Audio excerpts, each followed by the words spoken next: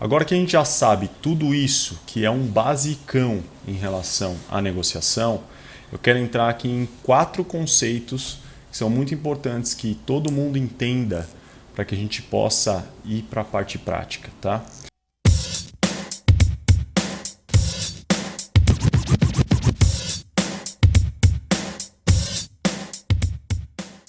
Vamos lá, pessoal. Fernando Prieto aqui para a gente falar de negociação, certo? Negociação em gestão de projetos para arquitetura e engenharia.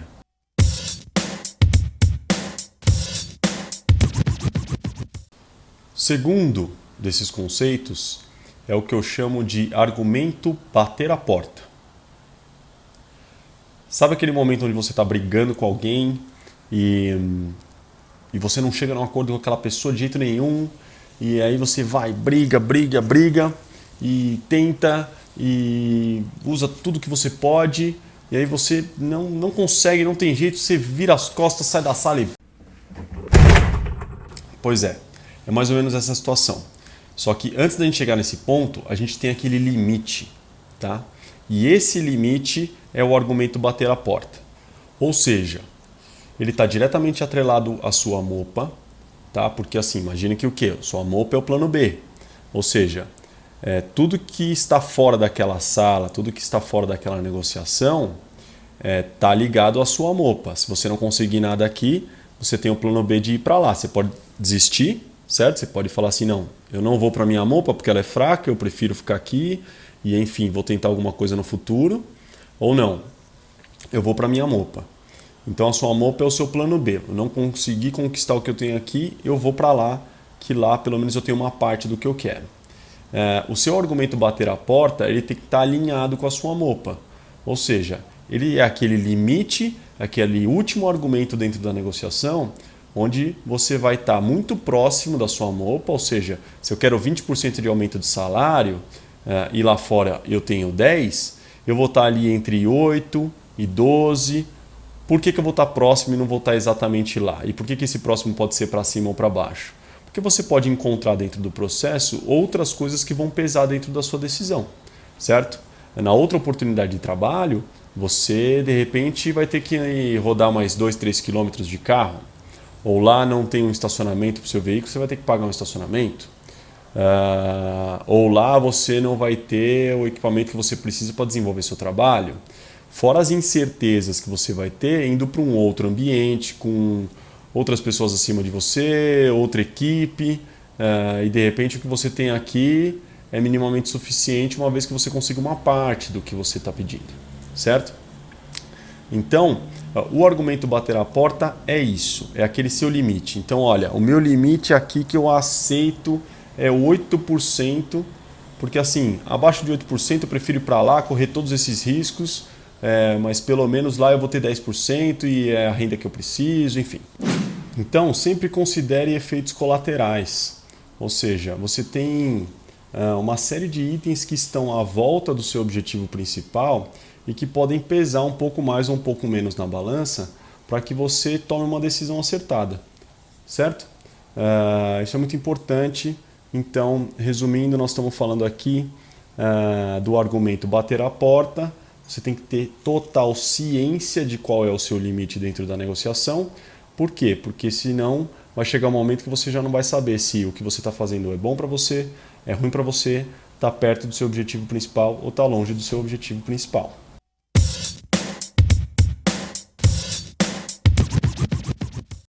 Agora vamos lá, vamos para o terceiro conceito. Esse conceito eu gosto de chamar de ZPA. Tá? O que quer dizer ZPA? É a zona de possível acordo.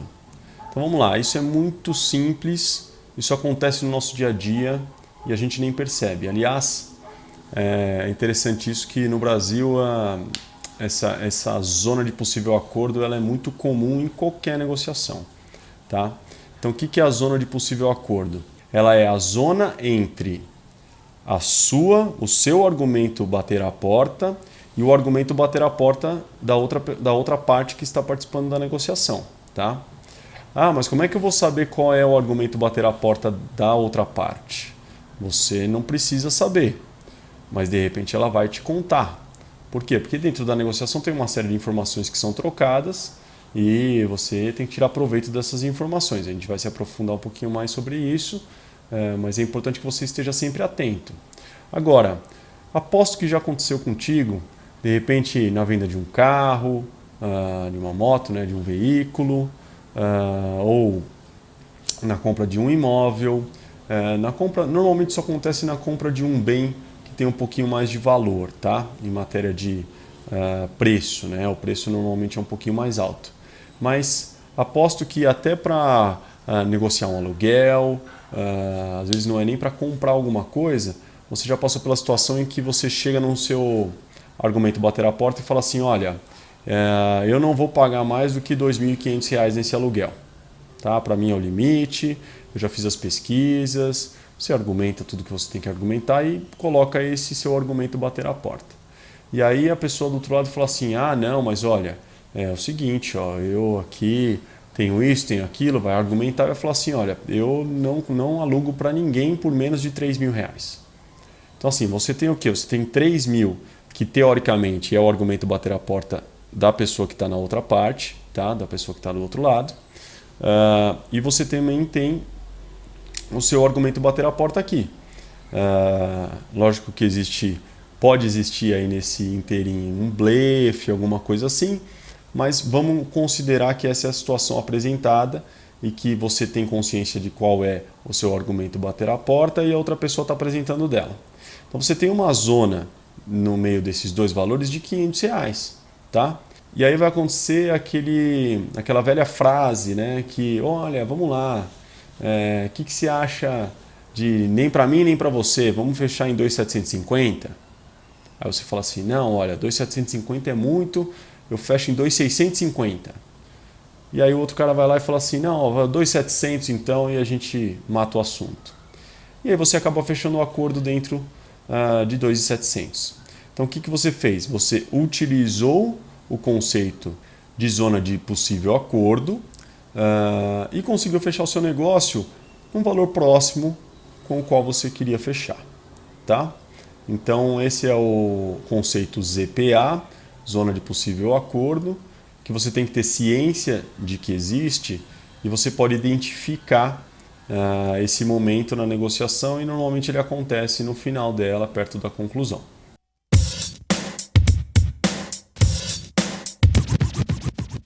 Agora eu quero falar do quarto e último conceito em relação à negociação que a gente tem que colocar na nossa cabeça. Esse conceito, eu acho que é fundamental para que a gente tenha sucesso nas nossas negociações e para que a gente crie um ambiente muito mais favorável e muito mais saudável dentro de negociações, tá?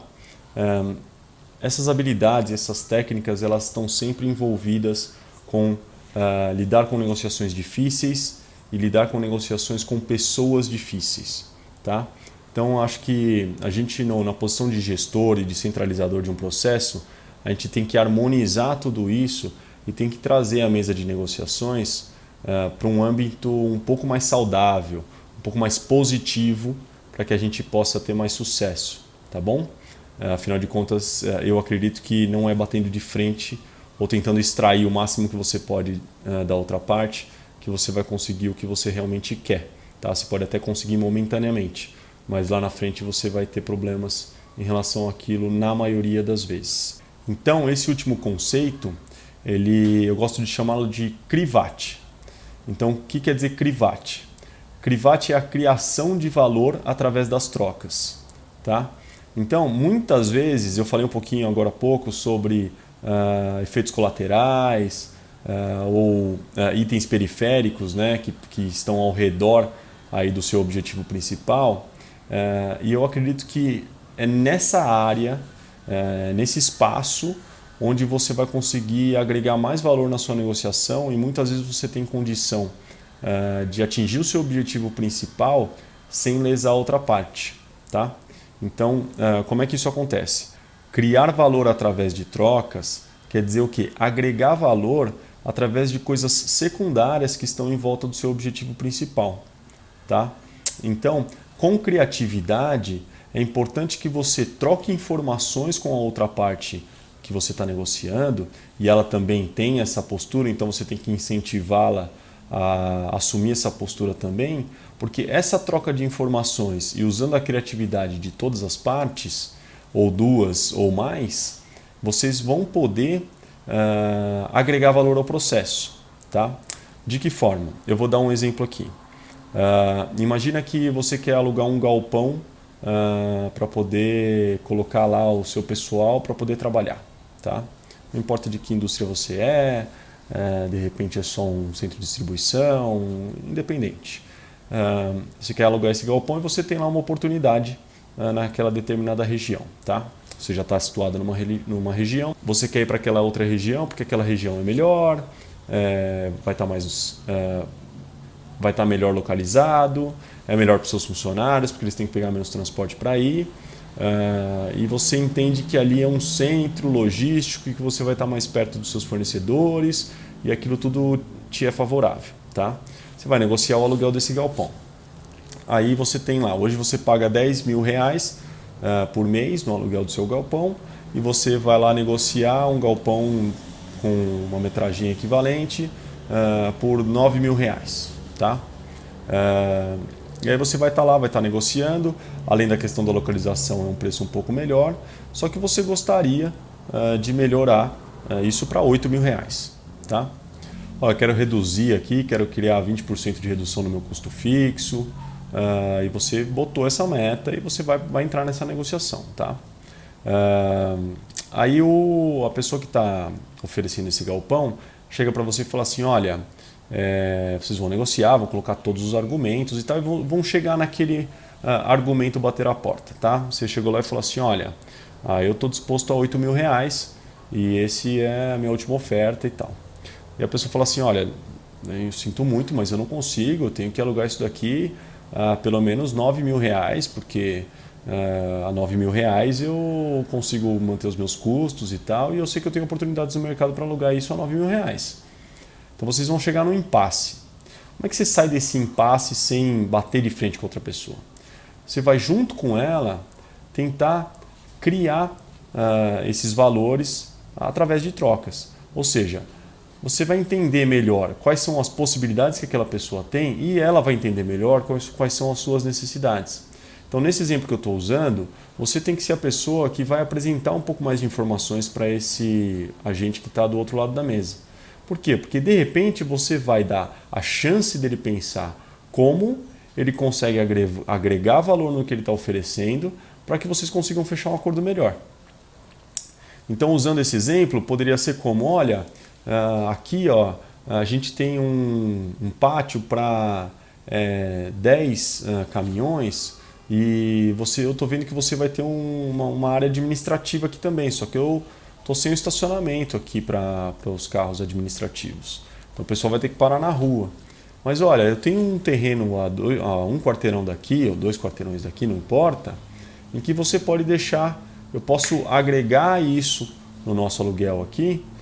Você me paga os 9.000, eu disponibilizo aquele terreno que estava subutilizado lá ou estava inútil, e você usa ele como estacionamento dos seus funcionários para a parte administrativa. O que você acha?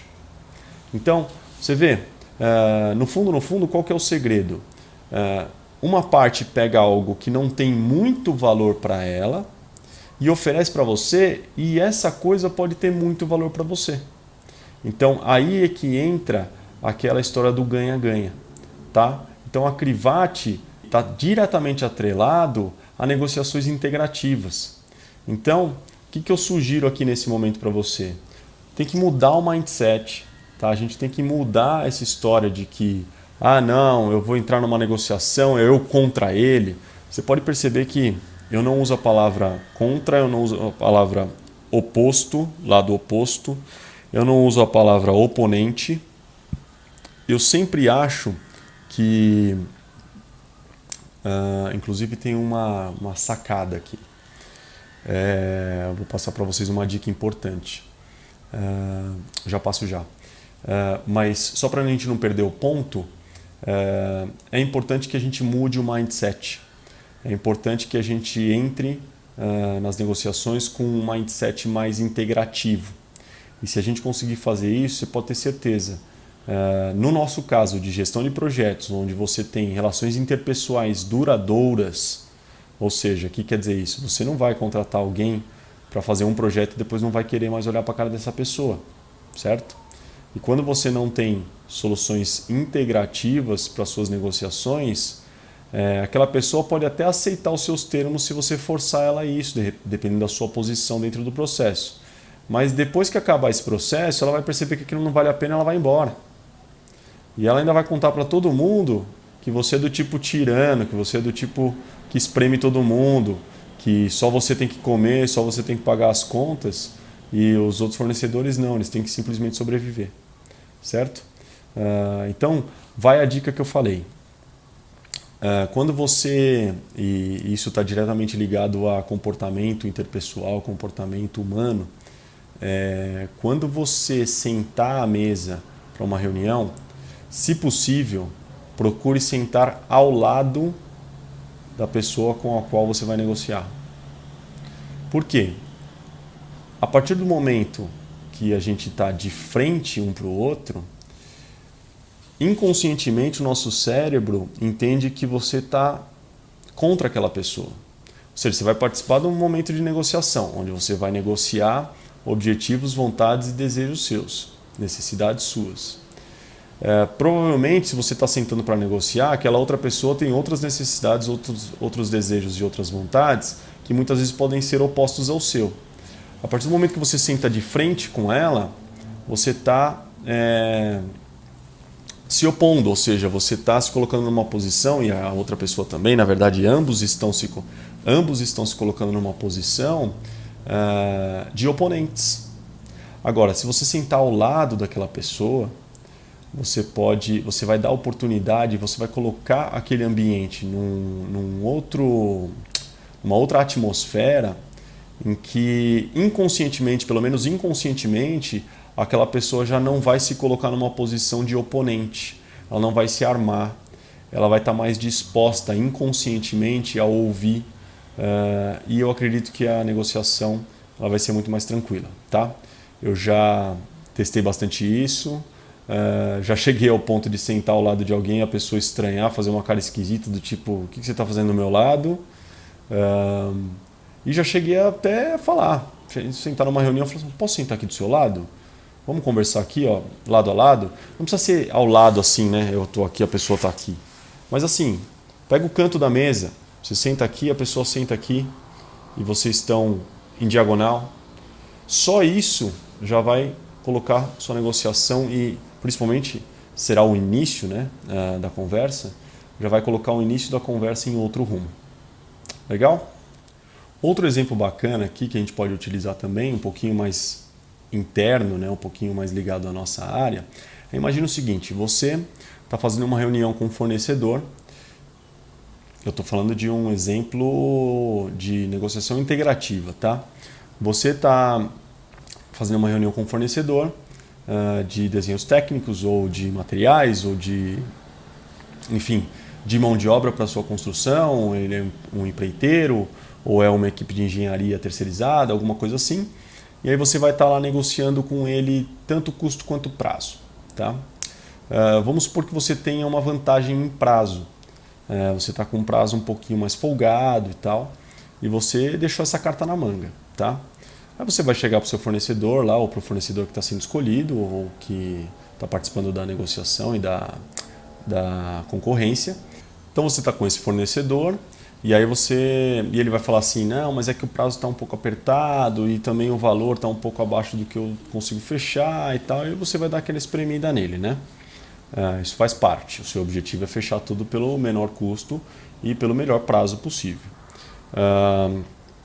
E aí o que vai acontecer? Mas você tem aquela cartinha na manga, que é do prazo. Então você vai chegar para ele e vai falar assim, olha, de uma forma integrativa, de uma forma criativa, você vai começar a trocar informações com ele. Falar assim, olha, vamos lá, você falou que o custo está um pouco apertado, né? Quantas pessoas você vai usar nesse trabalho? Vou ter uma equipe de 5 pessoas, não importa qual seja, pode ser de 5 pedreiros que vão levantar as alvenarias de vedação de um prédio, como pode ser 3 arquitetos e 2 desenhistas dentro de um desenvolvimento de desenho técnico de arquitetura, tá? E aí você vai falar para ele, olha, é o seguinte, o seu prazo, você está me passando aqui, são 30 dias, tá? Vamos lá, você falou que o preço está um pouco apertado e tal. Se eu te der 45 dias, você tem condição de contratar uma pessoa a menos e a gente fechar por esse prazo? Então, assim, de uma forma criativa e trocando informações francas, você consegue perceber da outra parte que o quê? Se ele diminuir o contingente dele, ele vai ter um custo menor para aquele trabalho, para aquele serviço, onde ele precisa naturalmente de um prazo maior, porque ele vai ter menos gente trabalhando naquilo, mas vocês conseguem atingir um objetivo em comum. Ou seja, você já tinha aquele seu prazo, você não teve que exceder o seu prazo, porque você estava com aquela carta na manga, e você tinha o seu preço. Você conseguiu chegar no seu preço, ele não está perdendo dinheiro com isso, por quê? Porque ele está gastando menos no contingente dele e ele conseguiu adequar o prazo por conta de ter menos contingente. Então, esse é um outro exemplo dentro da nossa área que a gente pode usar para que a gente entenda o que é ter um mindset mais integrativo e o que seria uma solução de uma negociação dentro da área integrativa.